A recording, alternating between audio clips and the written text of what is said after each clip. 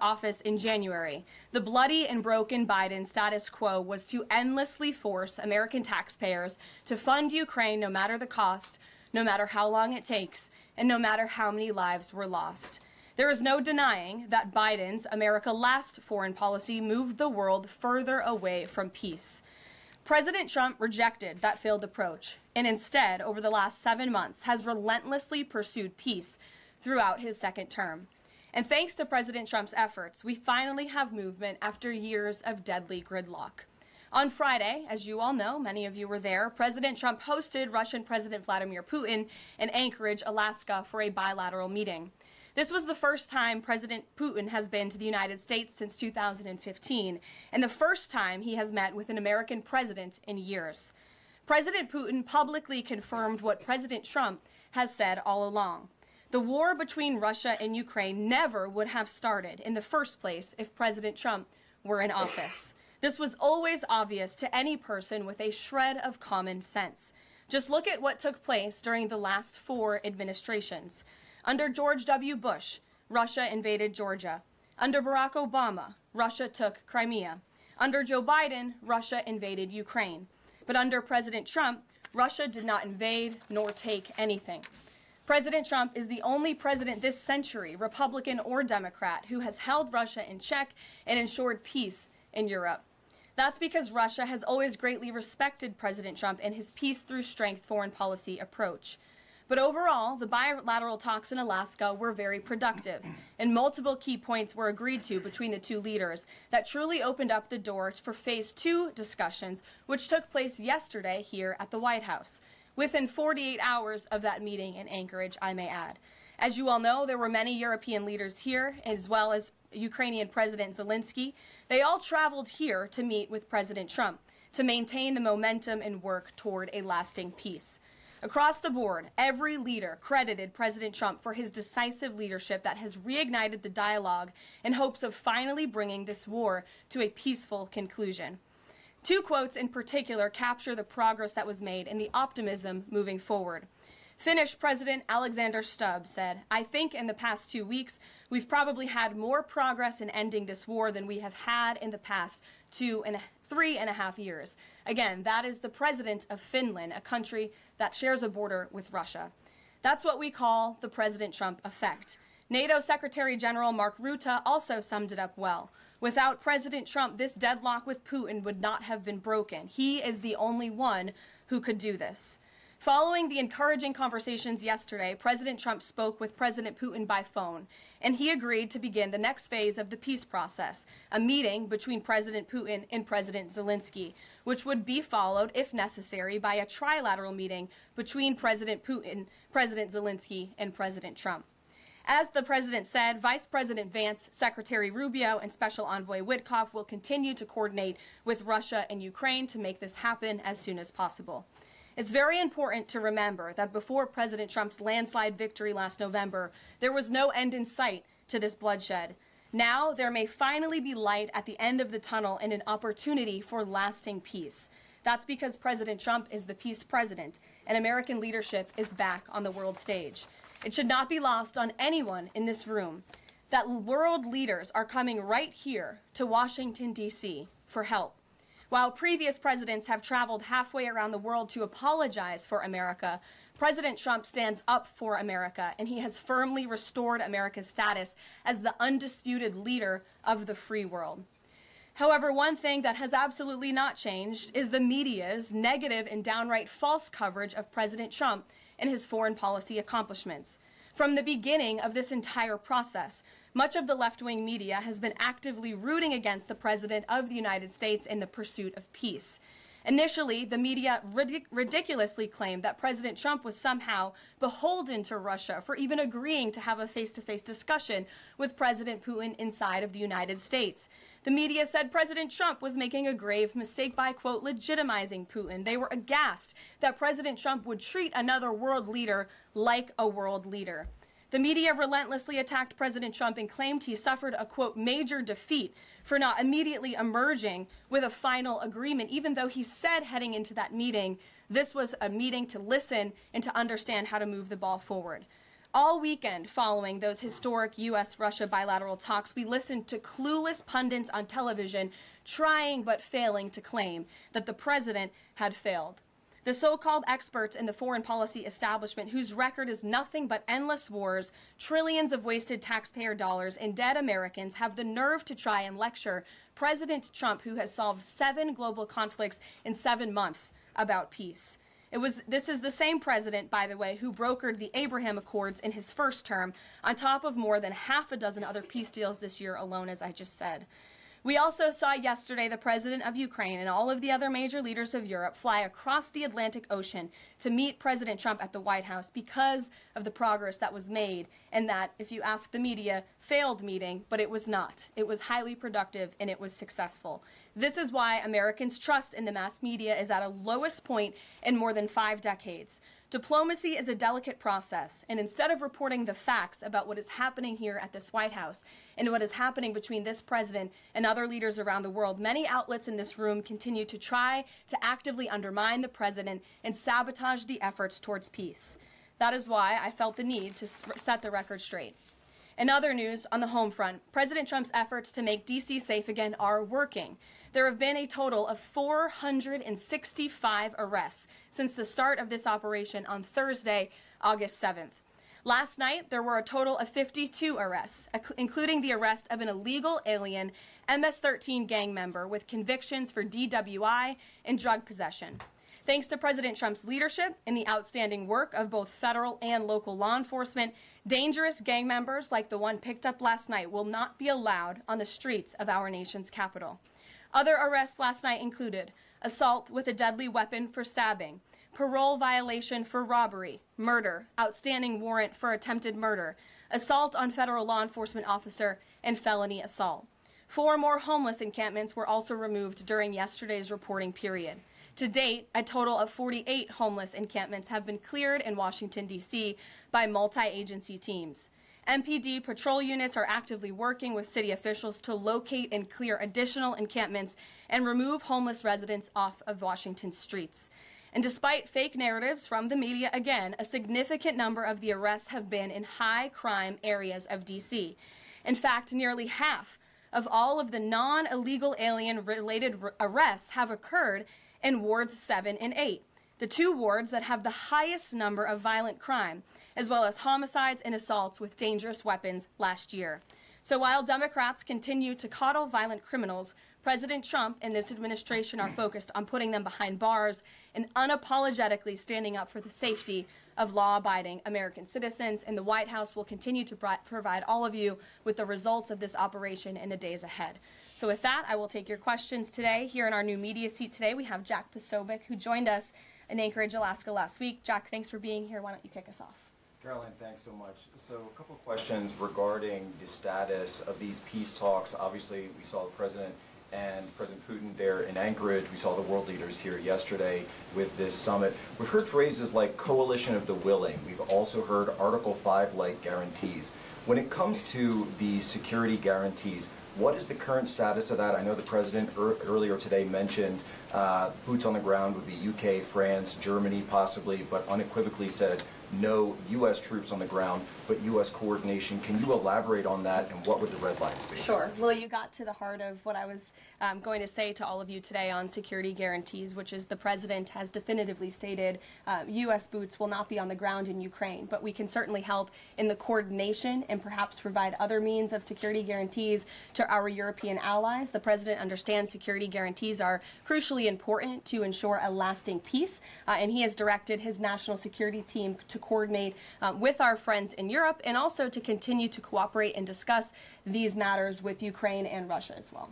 Karoline, now, have the Russians responded at all? I know we spoke with President Putin last night. What has been their response? Because we've heard some reports from the Kremlin and others saying they're unequivocally against NATO troops on the ground. Well, look, the President continues to have these conversations with both leaders. Those conversations took place in Anchorage, Alaska, again yesterday with the Europeans and President Zelenskyy, and he has directed his team to come up with a framework for these security guarantees that can be acceptable to help ensure a lasting peace and end this war. And then just last question real quick on this. Regarding some of the funding, we're hearing questions about another round of weapons sales or possibly specifically around U.S. purchases of Ukrainian drones.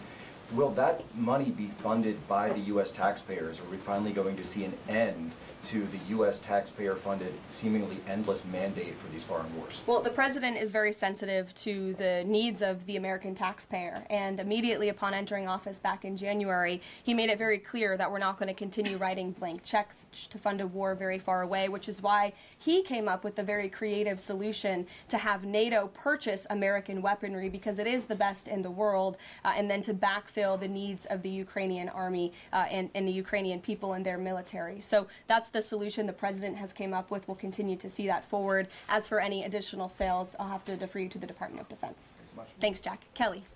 What has President Trump learned that tells him that Vladimir Putin would be willing to make a deal for him, for President Trump? Well, the president has learned a lot, which is part of the reason he opened up this dialogue. The previous administration, who oversaw the beginning of this war, refused to talk. And President Trump has always said, in order to learn, in order to move the ball forward with diplomacy and towards peace, you have to have open dialogue. And so that's why the president has had several conversations by phone and, of course, an in-person meeting last Friday with President Putin. He also has talked to President Zelenskyy dozens of times, had him here at the White House yesterday, and he's understanding what both sides want, what both sides are going to have to give up. And he has always said, in order to get a good deal, both sides are going to have to walk away a little bit unhappy. So he continues to learn a lot throughout these conversations, which is why we've seen progress from both sides. And I would also just add, when it comes to learning and moving the ball forward, look at how both Russia and Ukraine have actually talked directly for the first time in many years, thanks to the efforts of this president and this administration. Specifically for President Trump, though, what do you think Putin's motivation is to try to do something for President Trump, as opposed to just resolving the conflict? I think, as I just spoke to in my opening remarks, Kelly, Russia and all countries around this world actually respect the United States again, and the president is using the might of American strength to demand that respect from our allies, our friends, our adversaries all around the world. And we've seen that not just lead to progress with Russia and Ukraine, but also we've seen it in the closing of 7 global conflicts around the world as well. We've seen it with the release of hostages in Gaza. You've seen it with the end of the conflict between India and Pakistan, which could have resulted in a nuclear war if we had not had a president who believed in the strength and the leverage that comes with the job of being the President of the United States of America. Rachel. Thanks, Caroline. Heading into Alaska, a lot of the focus in the talk was on this trilateral meeting between these 3 leaders. Can you explain how this went from a trilateral meeting involving President Trump to now the focus being on this bilateral meeting without the president first? Well, look, the president has spoken to both leaders about this, and both leaders have expressed a willingness to sit down with each other. And so our national security team will help both countries do that. Ultimately, the president has always said that there are areas of disagreement in this war that will have to be discussed and decided upon by these 2 countries. And so he wants these 2 countries to engage in direct diplomacy. He's said that from the very beginning, which is why he's agreeable to the idea of having President Zelenskyy and President Putin get together. And I understand accommodations for that meeting are underway. As soon as we hear more details, we'll be sure to let all of you know. And just a quick follow-up. We know as of right now there is no ceasefire in place. We've seen Russia continue its attacks on Ukraine. What indications is the president getting from Putin that he wants to have this meeting with Zelenskyy soon? Because he spoke to him directly yesterday. And he expressed that Haley, sooner rather than later. He spoke to that directly yesterday, and the president put that in his statement that he gave to all of you, the news media, knowing you'd be asking following that conversation in the effort of transparency. Haley. Hey, thanks, Caroline. You made clear no U.S. boots on the ground. Is the president considering U.S. boots in the air as a form of a security guarantee? Look, that was something the president mentioned on his interview this morning. It is an option and a possibility. I won't certainly rule out anything as far as military options that the president has at his disposal. I'll let him do that. I can tell you he's definitively ruled out boots on the ground. Sure. Thanks, Caroline. Just about the possible venue for the talks, can you confirm that Putin suggested Moscow as a venue for the bilateral talks? And if so, doesn't that indicate that Putin is perhaps not serious about this, that he's suggesting a venue that there's no way that Zelenskyy is going to go to? Look, I'm not going to litigate the private conversations between the president and President Putin, aside from what the president himself has already spoken on. But I can tell you there are many options that are being discussed by our national security team right now with both parties. Can you give us an indication of where? I just told you we'll provide you details as soon as we can. Thank you for trying, though. Libby. Thank you, Caroline. I wanted to ask about the National Guard troops. How is the White House coordinating with how they're being placed in D.C., what areas? And then also, how long should people here in the district anticipate the National Guard to be on the ground patrolling the streets? I don't have a timeline for you, Libby, but we will keep you posted on that. I think the president, as you know, and this administration, he came to this briefing room with members of his cabinet to lay out the rationale and the reasoning for federalizing the National Guard here in Washington, D.C., and for our work with the Metropolitan Police Department to make our district safer. We've seen violent crime has taken the lives of far too many residents here in our nation's capital, and the president wants to make it safe again. And as for the coordination efforts, this interagency team is meeting and talking daily. In fact, there's a meeting taking place right now in the West Wing with members of the interagency task force to continue to discuss not just the National Guard deployment, but also how we can continue to remove public safety threats off of the streets of Washington, which, as the numbers I just showed you prove, they are doing every single night. I will just reiterate, 465 total arrests and counting since the start of this operation. I believe 11 or 12 days ago. I'll have to check the calendar, but those are pretty remarkable results. If not for this task force and their high level of coordination and the leadership of this president, there would have been 465 more violent criminals on the streets of this capital that you all live in every day. So I think we should all be very grateful for that. Stephen. Thank you, Caroline. 3 questions about the D.C. crackdown. Sure. First, I was wondering if you could clarify something President Trump said. He mentioned getting rid of the slums where criminals live. Was he talking about tents or permanent residential buildings? And then the mayor has expressed an interest in clarifying how much of a focus illegal immigration enforcement is as part of this crackdown. Can you say anything about that? Sure. And third, any preview on the beautification? 3 questions. I'll try to answer all 3 of them pointedly for you.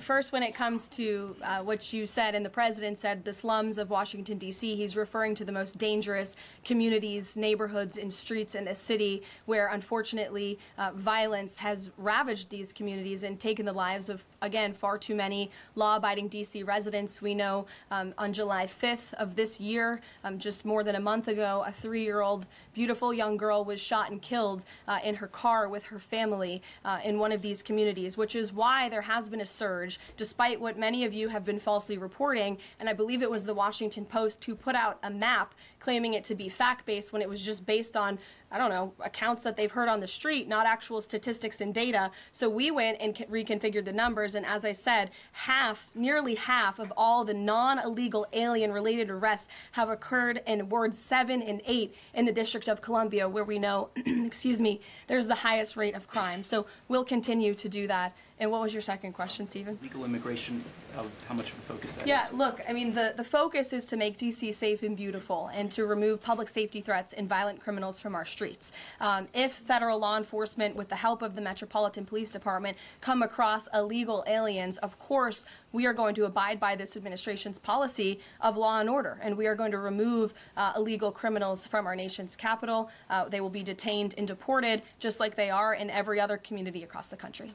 Kristen.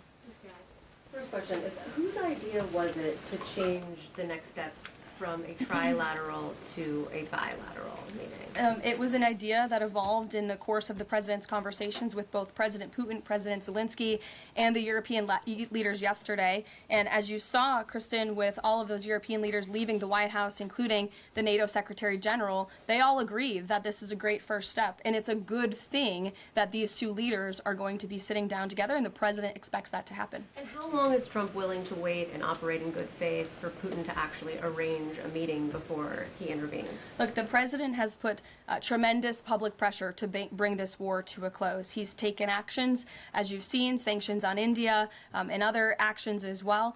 He's made himself very clear that he wants to see this war end, and he has scoffed at the ideas of others that have been raised that we should wait another month before any meeting takes place. The president wants to move, and he wants to bring this war to an end as quickly as possible. Just a clarification on something you said earlier about Putin agreeing to the meeting. The Kremlin seemed to indicate that Putin did not firmly agree to a bilateral. Did he agree to have a sit down with just Zelenskyy on the phone? I can assure you that the United States government and the Trump administration is working with both Russia and Ukraine to make that bilateral happen as we speak. Sean. Hey, if the point is to get everybody on the same page, why wouldn't Trump just take the call from Putin while the other leaders were in the room? He said it would be disrespectful to do that. But why is it disrespectful? With all due respect, only a reporter from the New York Times would ask a question like that, Sean. The president met with all of these European leaders at the White House 48 hours after sitting down with President Putin on American soil. In fact, there was so much progress in the readout that was given to these European leaders immediately following his meeting with President Putin that every single one of them got on a plane 48 hours later and flew to the United States of America. And if I could just read for all of you some of the statements from those European leaders yesterday, you had President Zelenskyy himself saying it was a very good conversation. It was really good. We spoke about very sensitive points. The Secretary General, Mark Rutte, it was the president, only because of the president, that this deadlock was broken, but with President Putin by starting a dialogue. So these leaders, who this war is in their backyard, are very grateful that the president took that call and that he was there to provide them with a readout of Russia's thinking on this, something that was not done by the previous administration at all. Catherine. Thank you. Is the White House looking at Budapest as a possible location? I'm not going to confirm or deny locations. We'll provide you with details as soon as we can. Just following up on Kristen's question, I understand that the White House is working and allies are working to make this meeting happen, but did Putin promise to do a meeting with Zelenskyy, a direct meeting, in the coming weeks? He has, and I just answered that question for you. Franco. Thanks. I just want to clarify. So you are saying that President Trump is considering U.S. pilots and U.S. aircraft potentially supporting European or Ukrainian forces? The president spoke to that himself this morning when he called into Fox and Friends, and I would defer you to his answer. You can read it directly yourself. In addition, can I ask, no boots on the ground, Steve Witkoff's talking about Article 5-like security guarantees. Can you talk about what other Article 5-like security guarantees that are being considered if it's not boots on the ground? These are very sensitive diplomatic discussions that are currently taking place literally as we speak. So I will leave it to the national security team, and I'll leave it to the president to have those private discussions with these leaders as we try to bring this war to an end. And can I ask one Mary more? Margaret, go ahead. Thanks, Caroline. Two questions, if that's okay. So on these meetings, I know you said that the trilateral will take place if necessary. Do you think that we might not need the trilateral and that Zelenskyy and Putin might come to this conclusion on their own? And then as a follow-up, I know the president said on Fox News this morning that he's partially seeking peace in order to get to heaven. Was he joking, or is there spiritual motivation behind his peace deals here? I think the president was serious. I think the president wants to get to heaven, as I hope we all do in this room as well. Annie. Thanks, Caroline. I'm just shifting gears to the Department of Justice for a minute. Can you walk us through why another deputy FBI director was named? Does Trump have any displeasure with how the FBI has been being run to date? And I have a question about the antitrust. No, Andrew Bailey is extremely qualified. As you know, he's been serving with honor as the Attorney General of Missouri, and he's been brought on as another set of very credible and experienced hands to work alongside the current Deputy Director, Dan Bongino, under the leadership of the Director, Kash Patel, and the Attorney General, Pam Bondi. And the FBI has been doing a tremendous job. We've seen their agents out on the streets as part of this interagency task force here in Washington. But the crime that they've been stopping here in Washington, they've been doing this for 7 months all across the country. In fact, there's been 19,000 arrests by the FBI nationwide. That's more than double last year in the same time period. Of those, 1,600 arrests were for violent crimes against children. 4,000 child victims have been rescued by this FBI under this current leadership. 1,000 arrests from investigations of foreign terrorist organizations. There's been 1,500 kilos of fentanyl seized. 6,300 kilos of meth have been seized. And 3 of the top 10 most wanted have been arrested so far. Not a single one of the individuals on the top 10 most wanted list were arrested under the previous administration. We've arrested 3 in 7 months. So when you're actually working and enforcing law and order, you need all hands on deck. And so we look forward to welcoming Andrew Bailey to this new post. Jackie. I have a quick question about Roger Alfred, who's a former DOJ official. He gave a speech in Aspen yesterday where he said that senior DOJ aides are cutting deals with favored lobbyists. I'm wondering if the president has any concerns at all with the way the antitrust division is working. I have no idea who that individual is. I don't know why he made those comments. I don't know what basis he's making those comments on. My instinct tells me it's not true, but we will definitely look into them and I'll get you a response. Thank you, Caroline. Jackie. Thanks, Caroline. Since the president often says that this war would not have started if he were in office, and True. and Putin confirmed that. It's true. Do you accept that as truth? The Probably. European leaders do. Well, And President Putin himself said that, by the way. He did say that. The question I have, though, is what is the president going to do to ensure that these security guarantees last beyond him into the time when he is no longer president? And does that have to involve Congress at all? Well, he understands the need for that, which he spoke to yesterday.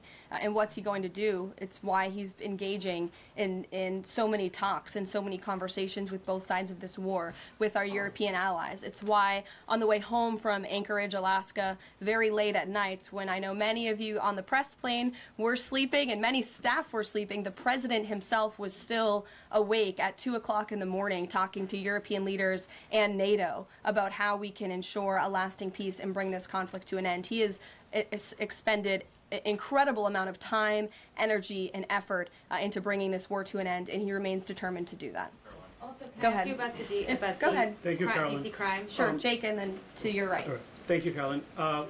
Which of the half-dozen peace deals that the president's pulled off would you say he's the most proud of? And then I have another question. That's a good question, Jake. I'll leave that to the president to answer. I think he's proud of all of the peace deals that he's been able to achieve. You saw the president of Armenia and the head of Azerbaijan both at the White House just a couple of weeks ago. The president, I know, very much enjoyed spending time with them and helping to bring that conflict to an end. He very much enjoyed his time with leaders of Rwanda and the Democratic Republic of the Congo in the Oval Office, talking to them about bringing that decades-long war to an end. India and Pakistan. He used trade in a very powerful way as leverage to bring that conflict to an end. So I know he's very proud of all of these achievements, and I know he's very honored to serve as the President of the United States and to restore peace around this world. Go ahead. So you mentioned Armenia and Azerbaijan. That's a conflict that, I spent time in the Southern Caucasus covering that. And, a conflict of over 30 years, and he resolved it in just a couple of months. Mm-hmm. Are there other conflicts that the president's working on right now that are off the radar screen that we should be tracking? In fact, there are many. The State Department is always working around the clock under the leadership of Secretary Rubio and keeping the president apprised of conflicts that are bubbling up all over the world. But of course, as you all know, as we've talked a lot about in this briefing, he's spending a lot of time right now on ending this war in Russia-Ukraine, and of course the conflict in Israel and Gaza, which he wants to see come to a close as well. Sure, go ahead. So the president says that he's starting a movement to eliminate mail-in voting, but states administer elections, not federal authorities. So can you provide any more details about how the White House plans to eliminate that? Mm-hmm. The White House continues to work on this, and when Congress comes back to Washington, I'm sure there will be many discussions with our friends on Capitol Hill and also our friends in state legislatures across the country to ensure that we're protecting the integrity of the vote for the American people. And I think Republicans generally, and the president generally, wants to make it easier for Americans to vote and harder for people to cheat in our elections. And it's quite mind-boggling that the Democrat Party could stand in opposition to common sense. He wants to ensure election integrity. There were great efforts that were made in 2024. I won't get ahead of myself for Hatch Act reasons to get ahead for the next election, but I can assure you this is a priority for the president. Go ahead. If I could just follow up on your comments about Gaza. Sure. There was a ceasefire proposal put forward by both Qatar and Egypt. Mm-hmm. Hamas accepted it on Monday. Israel has yet to officially weigh in. I'm wondering if the U.S. was at all involved in it, if it's supportive of it, and whether or not the president believes Israel should accept it. I don't think it's a coincidence that Hamas accepted this proposal after the President of the United States posted a very strong statement about this conflict on Truth Social yesterday. I would refer you back to that statement. As for this proposal that Hamas has now accepted, the United States continues to discuss it, and I'll let the President weigh in on it definitively. You're welcome. Sure. Caroline, can you describe the president's perspective on taking a stake in Intel in exchange for federal grants? And is this a Are we expecting to see the White House make similar arrangements with other semiconductor companies and manufacturing companies? Well, the president, he's been very clear about the need to reshore manufacturing. That's critical to our national and economic security. That is especially in regards to chips and semiconductors, which is why the president has initiated the Commerce Department to conduct a study on semiconductors, a Section 232 investigation, so we can ultimately implement tariffs. And it's why our export license requirements remain in place as well. As for this 10% government stake deal, the Department of Commerce continues to work on it. I know Secretary Lutnick is working on it and ironing out the details, but the president wants to put America's needs first, both from a national security and economic perspective. And it's a creative idea that has never been done before to ensure that we're both reshoring these critical supply chains while also gaining something of it for the American taxpayer. You're welcome. Emily. Thanks, Caroline. I wanted to ask about the 3 U.S. warships that are being sent to Venezuela, and there's 4,000 Marines on board. Are you looking at the possibility of boots on the ground there? What I will say with respect to Venezuela, President Trump has been very clear and consistent. He's prepared to use every element of American power to stop drugs from flooding into our country and to bring those responsible to justice. The Maduro regime is not the legitimate government of Venezuela. It is a narco-terror cartel. In Maduro, it is the view of this administration, is not a legitimate president. He is a fugitive head of this cartel who has been indicted in the United States for trafficking drugs into the country. And with that, I will leave you all, and we will see you later, if not tomorrow. And I look forward to taking more of your questions. Thank you. Thanks, Caroline. Thank you.